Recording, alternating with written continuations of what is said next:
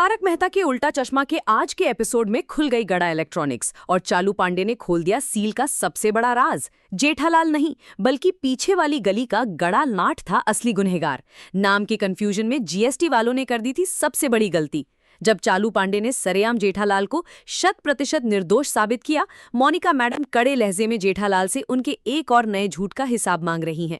जेठालाल हाथ जोड़कर अपनी लाचारी बयां करने की कोशिश कर रहे हैं, लेकिन बबीता जी की आंखों में जो हैरानी है वो जेठालाल के दिल को चीर रही है। तभी बगल से अय्यर नाम का वो तीखा बम फटता है और ताना मारते हुए सबके सामने राज खोल देता है कि जेठालाल की दुकान सील हो चुकी है। बबीता जी के पैरों तले जमीन खिसक जाती है। सलोनी जो टीवी खरीदने आई थी शर्मिंदगी से पानी पानी हो रही है।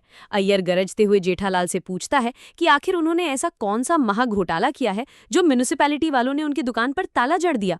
बाघा अपने सेठ जी की ढाल बनने के लिए आगे कूदता है, लेकिन अय्यर के तीखे सवालों के आगे उसकी एक नहीं चलती। क्या सच में जेठालाल ने कोई ऐसा घपला किया है जिसके बारे में उन्हें खुद भी नहीं पता? जेठालाल लाचारी से हाथ फैलाकर बस इतना ही कह पाते हैं कि उन्हें खुद इस सील का कोई अता पता नहीं है। मोनिका मैडम और सलोनी का गुस्सा 7वें आसमान पर है, क्योंकि ईमानदारी का चोला उड़ने वाले जेठालाल ने अपने ही पड़ोसियों से इतना बड़ा राज छिपाया था।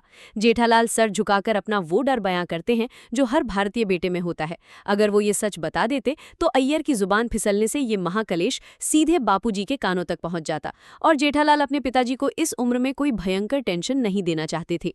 तारक मेहता हाथ जोड़कर मोनिका मैडम को मनाने की कोशिश करते हैं, लेकिन क्या टूट चुके भरोसे को सिर्फ शब्दों से जोड़ा जा सकता है? मोनिका मैडम का फैसला पत्थर की लकीर बन चुका है।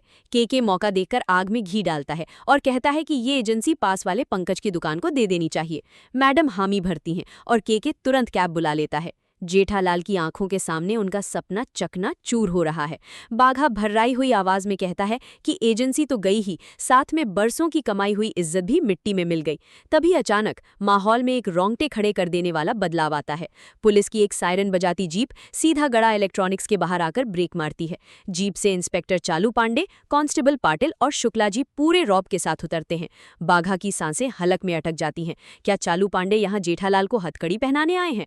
तारक मेहता के उल्टा चश्मा का ये पल इतना तनावपूर्ण है कि कोई पलक भी नहीं झपक पा रहा। चालू पांडे सीधे मोनिका मैडम के पास जाते हैं और उन्हें रुकने का आदेश देते हैं।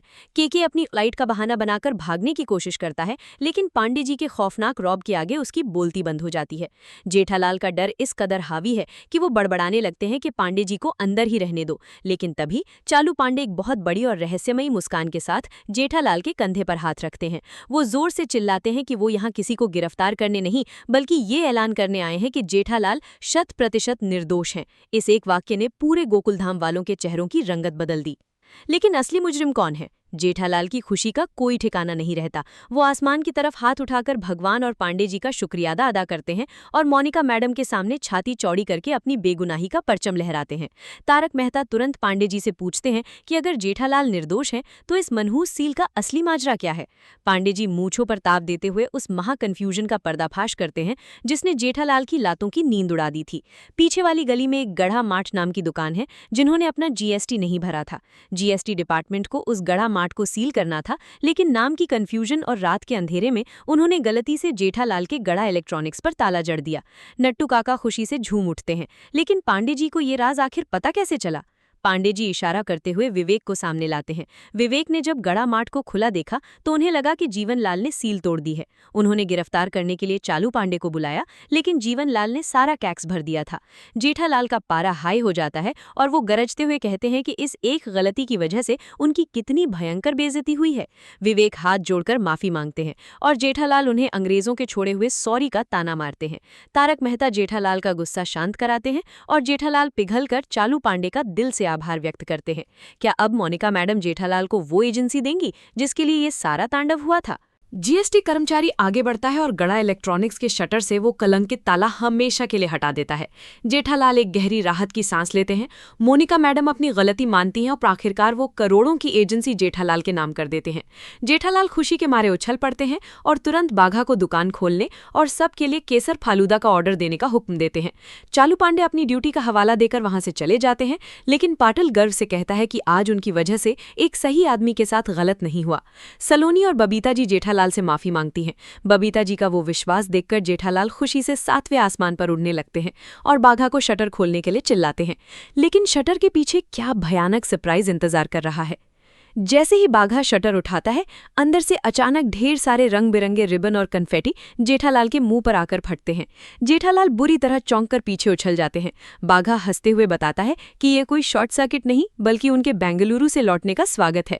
जेठालाल मजाक करते हैं कि वो मंगल ग्रह से नहीं आए थे जो ऐसा हार्ट अटैक वाला स्वागत किया। तभी तारक मेहता का उल्टा चश्मा की इस कहानी में एक नया मोड़ आता है। नट्टू काका सलोनी जी को टीवी दिखाते हैं और 15% डिस्काउंट देकर पेमेंट भी पक्की कर लेते हैं। बबीता जी, अय्यर और सलोनी खुशी खुशी विदा लेते हैं। जेठालाल बाघा और नट्टू काका को रात में पद्मावती भोजनालय में स्पेशल थाली खाने का इनाम देते हैं। तारक मेहता ऑफिस जाने लगते हैं, लेकिन जेठालाल उन्हें डिनर पर चलने की जिद करते हैं। पर अंजलि भाभी की सख्त गाइड वाली परमिशन के बिना ये कैसे मुमकिन होगा। जेठालाल वो खतरनाक मास्टरमाइंड ट्रिक अपनाते हैं जो हर पति इस्तेमाल करना चाहता है। वो अंजलि भाभी को फोन लगाते हैं और जैसे ही अंजलि भाभी डिनर के लिए साफ मना करती हैं, जेठालाल तुरंत खराब नेटवर्क का नाटक करते हुए जोर जोर से हेलो हेलो चिल्लाने लगते हैं। वो खुद ही अंजलि भाभी की तरफ से परमिशन मिलने का नाटक करके फोन काट देते हैं। तारक मेहता इस जुगाड़ को देखकर हैरान रह जाते हैं। जेठालाल गर्व से कहते हैं कि जब वो खुश होते हैं तो उनके अंदर की अंग्रेजी भी कुत्ता मारकर बाहर आ जाती है। दोनों चटाकेदार खाना खाकर बापी जी के लिए केसर पिस्ता कुल्फी लेने का प्लान बनाते हैं।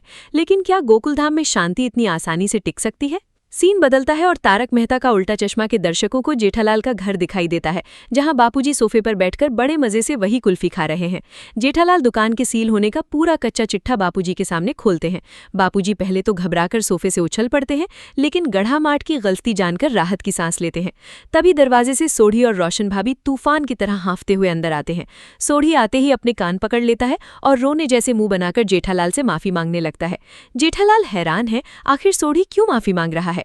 सोढ़ी को लगता है कि उसकी वजह से दुकान पर सील लगा था और वो फाइन के 5,000 रुपए और लेट फीस का 1,000 रुपए मिलाकर पूरे 6,000 रुपए का बंडल जेठालाल के हाथ में थमा देता है।